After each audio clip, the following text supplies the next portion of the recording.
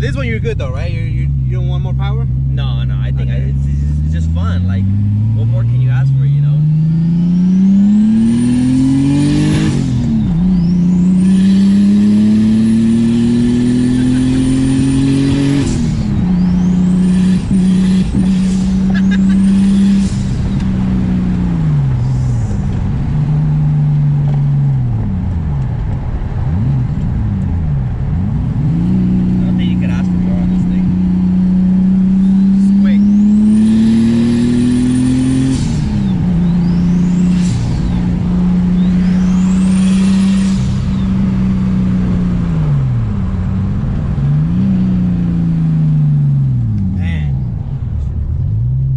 Supposed to be a grocery getter, sir. It's not supposed to be moving that fast. Officer, I promise to stock.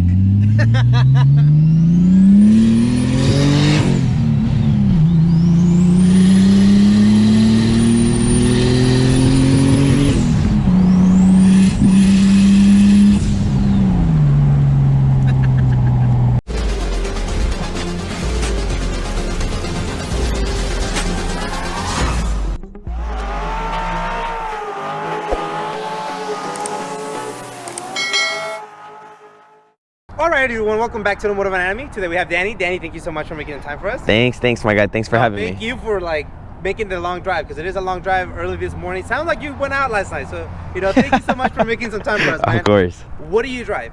I drive a 1989 E30. If you can see, it is a wagon, 320i, so it was imported from Germany.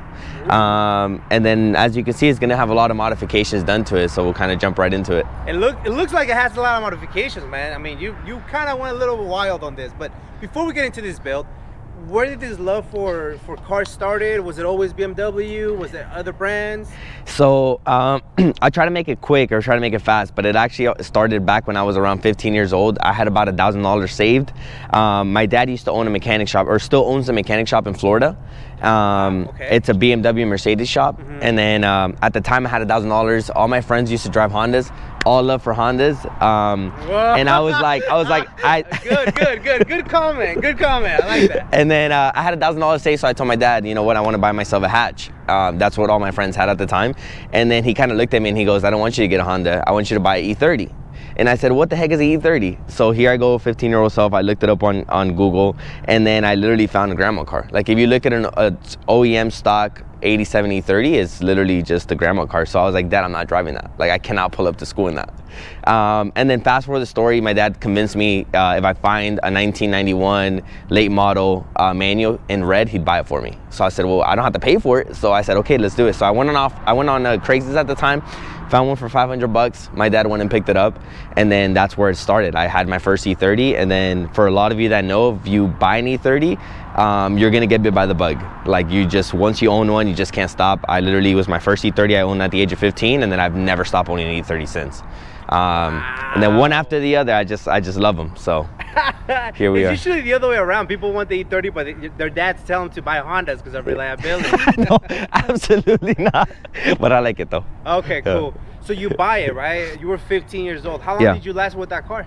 I actually had that car roughly around like 5 years, give or take. I did so much random things to that car. That's the car where, like, I blew my engine racing, you know, with the boys. I had no oil. I raced the car against a Honda, and then my engine blew. It's just the name of the game. So I rebuilt the engine with my dad. I crashed it trying to learn how to do donuts. Nice. So I redid the body with my dad. So it's kind of a thing where, like, we did it all together, and we kind of grew with it together. So I had it for about 5 years. I left off to Marine Corps boot camp, and then when I came back from boot camp, I was like, I'm just gonna buy myself a newer BMW. Biggest regret was selling that car to buy a newer BMW. Till this day, I'm still trying to buy that car back. So if you ever, he knows who I'm talking about. Oh wow, really? Like he races it. He races it in autocross in Miami, Florida, and to this day he still has it. No way. And he won't let it go. That's crazy. Well, thank you for your service. Thank you. Appreciate the support. Yeah, it's probably the best shifter that I've seen for BMWs. It's my favorite. Oh, I didn't even know this was open here. There's a very nasty bump on the right, so you might want to go left. Yeah. I forgot you were in bags. I was like, damn, I'm gonna scratch your stuff. So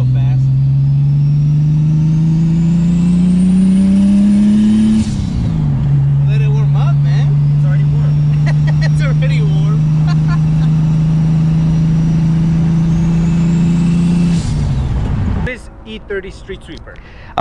So we go back and forth laughing about it, but one day I was just kind of looking at my car, and I used to have my original car was pretty static, and I had this front lip that every time I went over something, I kept breaking it off. And then I thought, you know, I want to run a banner, but I don't know what banner to run. So I kind of started thinking about ideas. I love the word street because, you know, we kind of like grew up watching Fast and the Furious movies, so everything was kind of oriented in that. And then I was like, what can I add to it? And then as we were laughing, one day I kind of just like put sweeper together, and it just kind of rhymed really well. And we went along with it, and it became Street Sweeper. And then it brought me back memories that when I used to be at the shop, my dad always made me sweep, and I hated cleaning the shop. Okay, cool. So it kind of just like correlated together, and it just became Street Sweeper. And then now, you know, people make jokes that, you know, Street Sweeping because I'm always buying E30s like everywhere I go. So if I see one on the street, I'm gonna pick it up. So how do we stumble up on the Wagon? Because the Wagon is so hard to find, and it's absolutely one of the most beautiful cars ever made. Definitely, and I agree with you 100%. I actually finally got my first Wagon roughly about a year and a half ago. If you follow the page, you'll see it's a right-hand drive, also imported from the UK. That was a dream to have. And then one day, I know this is gonna sound crazy, but I was rolling through eBay, and I saw this thing. And I was like, there's no way this thing's for sale. I've been following the build for some time. Dude named Mush, he's the one that kind of put the body kit together on this Wagon. And it's always been a dream of mine to build an LTO Wagon. An LTO is a live to offend body kit. So I contacted LTO and I let them know about ordering a kit for my right-hand drive Wagon, but the delay was like, I think 8 to 9 months to even get some orders in. Wow. So when I saw this Wagon on eBay, I said, there's no way. So I ended up contacting the guy, and, you know, E30 heads talking together, we ended up making something happen. So I ended up taking full ownership of the Wagon, and then as we went, I started adjusting things and kind of adding my taste to it, and it's still a work in progress. But this is what kind of got me into finally owning one of these Wagons. That's crazy, man. It's absolutely gorgeous. I mean, thank you. Yeah, it definitely is one of a kind, man. So we'll get right into it. Usually I say what kind of hood it is, but it seems like the hood is missing. It's aerodynamic. Oh, okay. Aerodynamic, okay. It's a John Cena hood. Yeah, pretty much. Tell us about the front end. What do we got going on? Okay, so on the front end, I mean, we added the cut. The cut hood is there on purpose, so you can obviously see the engine bay, but not to take away from the view that you have in the front. But these are custom projectors that we have on here. It has hella carbon fiber caps on there, and then the rest of the body kit, as you can see, like the front lip, is part of the body kit, the LTO body kit, but the rest of the front of the car is OEM. Okay. And would you happen to know the name of the color? I believe it's a chrome red, and it's actually plasti dip sprayed. Like it's not an actual paint. It's like doing a plasti dip, but with a gun. So they did a, I think it's called an auto, oh man, I just blanked out. It's like an autoplex or something like that. Really? Yeah. Wow. Okay. That's different. Yeah. Interesting. You can actually peel it back. Oh, okay. Well, that's interesting. I never heard about that. Anything different that you're gonna do in the front? I think I'm kind of debating to put the full hood, but the car's gonna get a full color change, and then all the details are gonna get addressed to the car. So like any little scratch and every little imperfection is all gonna get redone, re-cleaned up, bonded, everything that we can do to kind of make it actual showroom quality. Oh, because that's what you. That's the end goal, correct? But you drive the car a lot, which is good. I do. I would almost say I daily this car. With the selection that I kind of have in the morning, I kind of pick and choose, but this is one of my favorite cars to drive.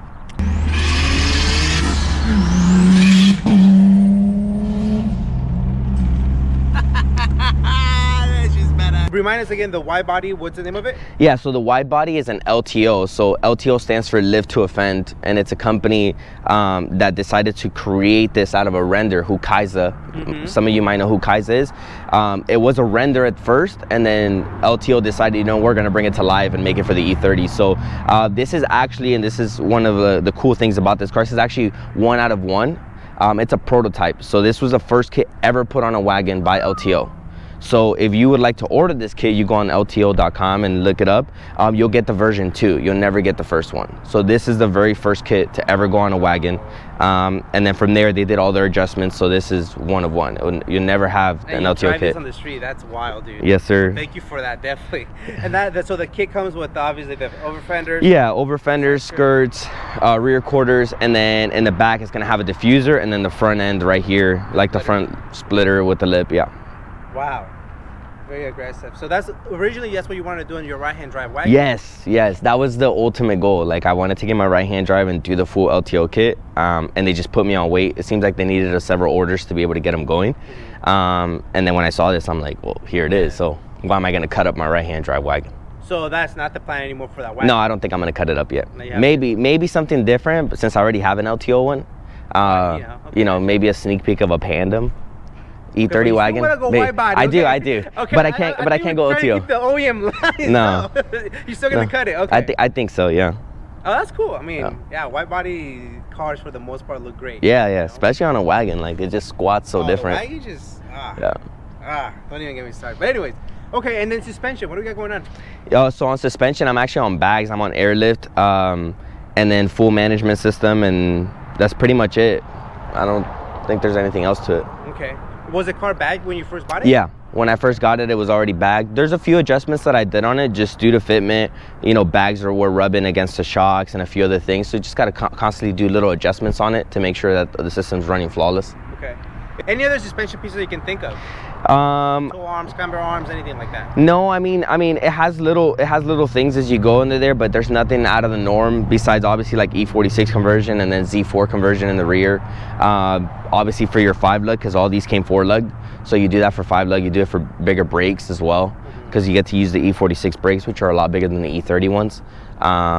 No, but other than that, it's pretty OEM, you could say. Okay, that's kind of crazy. Yeah, the Widebody helps though, you know. But yeah, definitely. But what that doesn't help is that you have to do your calculations on the wheels. Yeah.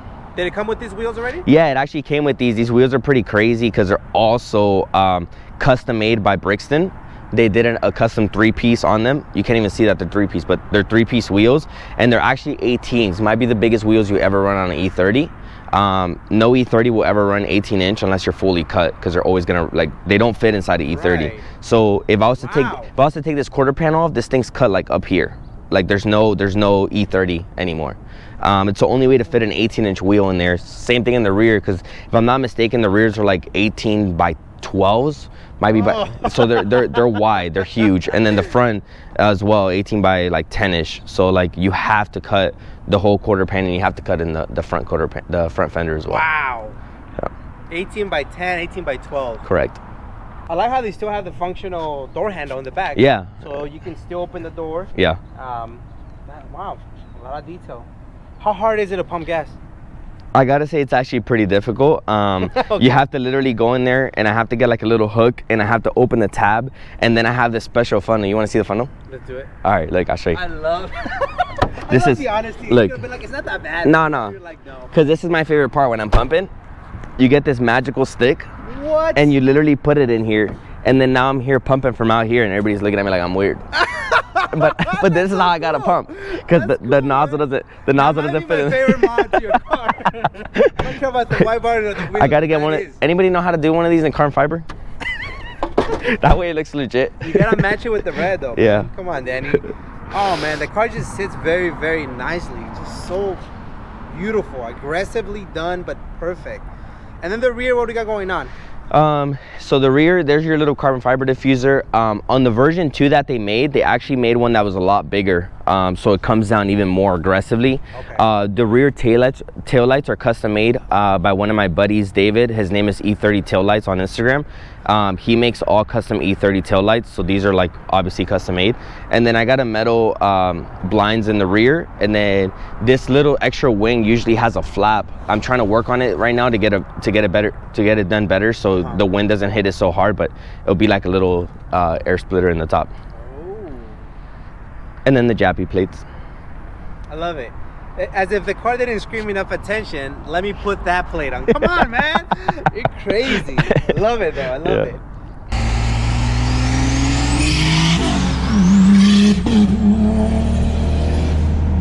So over here you have a full M-Rain interior, door cards, sport seats, full M-Rain interior.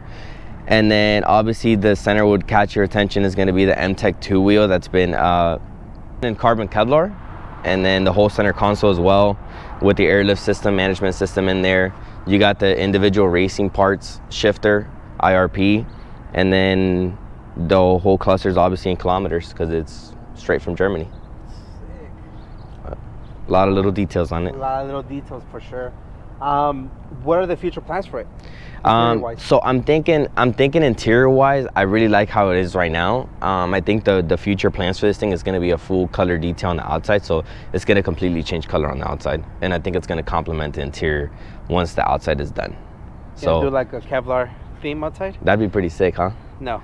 I'm kidding. I don't care what you do. No, it's going to be a completely different color.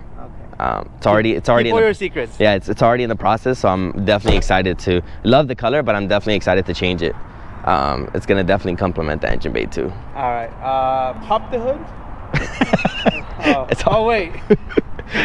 Yeah, this is a first, man. A first wagon on the channel, first wide body, and a first no hood. Okay, what are we staring at, man? Oh man, so believe it or not, this is the original engine.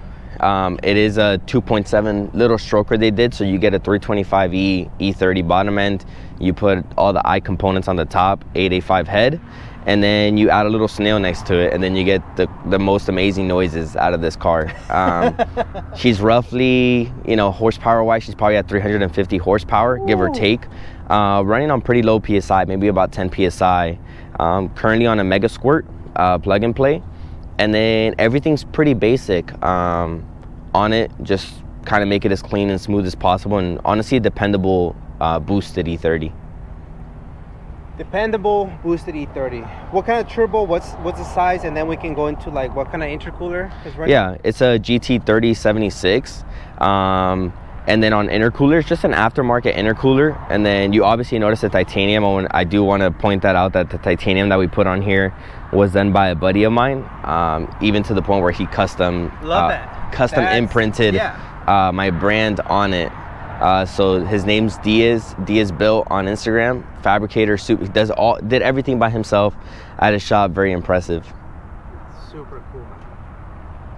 And the valve cover, was it like that? No, so you did all this. No, the engine bay was one of my sponsors, XL Motorsports, as you can see up there.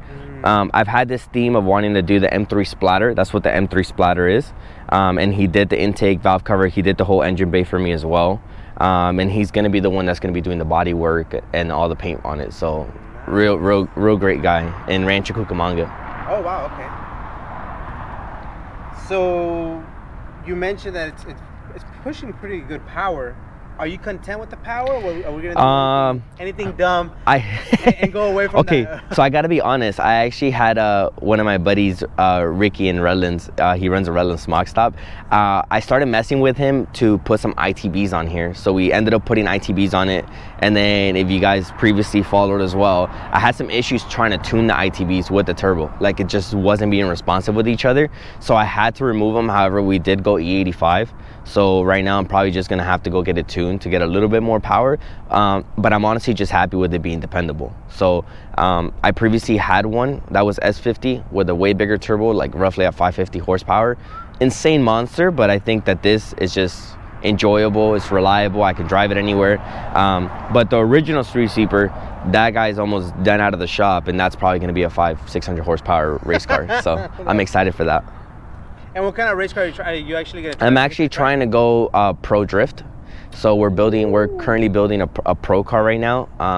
And the objective is to try to shoot our shot at seeing if we can make it out there. Yeah, definitely, definitely, man. This is absolutely monster, man. I love what you've done to it. It's very nicely done. And most importantly for me is the fact that you drive it, which is kind of scary because of the one of one body kit and then the modifications, but absolutely love this build, dude, and it sounds amazing. And transmission, do you know if anything has been done to it? No, just the OEM Get Rack 260. And clutch 3? It has I believe it's a Clutch Masters FX 400. That's what's pretty much on it. More than enough, right? Yeah.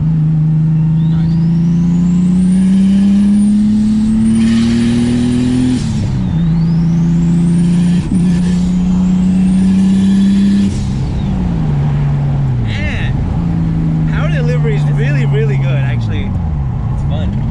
It is really fun. That's crazy. Alrighty, Danny, thank you so much, man, for making the time for us. what an amazing jewel of a car that you have here, man. Thank you, thank you. I can't wait to see what you do with the other build. Absolutely, man. You are an E30 head, and I love that. Any shout outs, man? Yeah, definitely. So, I mean, first of all, I do want to give a huge shout out to XL Motorsports. With all the details, a lot of like the engine bay, all the components. Super thankful for that. Again, going back to Dia's built for all the custom titanium fabrication. Obviously, one of my buddies, Ricky at Redland Smog Stop, for always being attentive to all the little things that I need anywhere around for E30s as well. And I'm sure there's a few other companies that we're missing. Really appreciate all the support for the build and any other future companies that we work with. Man, absolutely gorgeous, man. Maybe in the future you actually start building Hondas, you know? Okay, that's enough of that Real negativity. cars. That's enough of that negativity. Let's go run a quarter mile for titles, please. And we're done. Thank you for your time, man. Thank Definitely you. appreciate. Thank you for Appreciate joining me you. up here, man. Definitely Thank you, appreciate thank your you, time, dude. thank